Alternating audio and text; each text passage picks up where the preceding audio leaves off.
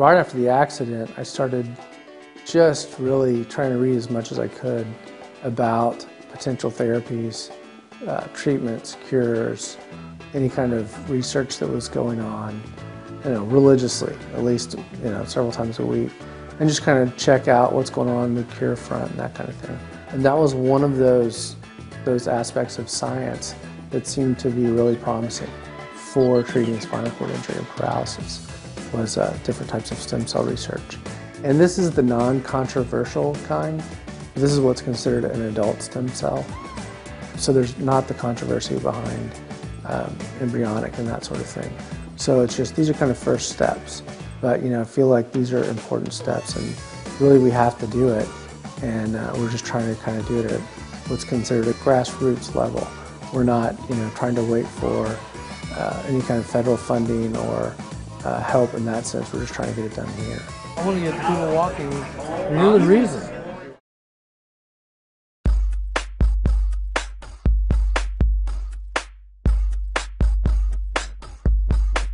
Initially, when Jared was injured, there was some work done to raise money. And I think initially it was for him, just to maybe pay for some medical bills or help build a little bit of a house for him to stay in. But it wasn't until 9 years later that we really thought to ourselves to do something different beyond maybe a walk or a 5K run, which are great too, but maybe we can raise a lot of money through art. How could we create something that people would want, that they could buy, that could raise money and awareness at the same time? Jared and I have known each other for since we were 13, whatever that number is. 16 years? Right? No, not 39. Anyway, long time. Neither one of us is really that good at math. But as Craig mentioned, it is a really unique time, and Austin, Texas is actually poised to be at the forefront of curing spinal cord injury, paralysis due to spinal cord injury. Through art, since Jared had become so focused on his art, and I also am an artist, that we thought, and it was kind of around an image that I had taken of Jared just, about a month before he was injured, of him walking. That's what sort of started it, when we started talking about that picture and what it represented, and sort of, while it was the past, it's also the hope for the future, because Jared would hope to be able to do that again, and so would a lot of other people. It's been kind of an awakening to tell the story together. So we want to tell you all that we love you, and we're glad you're here, and we're just getting started.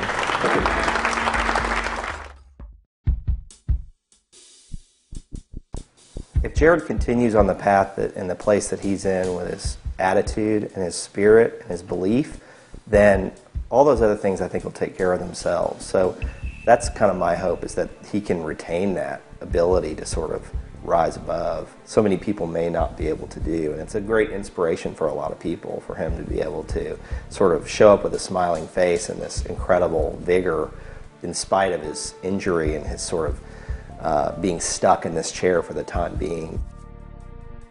It's when you truly, truly love someone, the rest of it goes away. When you see couples, older couples that have been together for 50 years and plus, and they're taking care of each other, to me that's the most beautiful thing you can do with your husband and wife. And Jared and I are just doing that a little earlier. Because he's contained and dependent on machines to move him and others to help him, it has brought a stillness to his life that he's really embraced. And that pace allows such mindfulness and kindness to reign. When we all rush about life, little pieces fall to the wayside, but I feel like his pace allows the heart and the mind to work very well together. I think the human side of us is scared and frail and weak, but I think the divine side of us, the side that wants the strength of that connection, that we're all connected. Listen to that voice inside of you telling you, the good one, not the bad one, but to go on and do good things.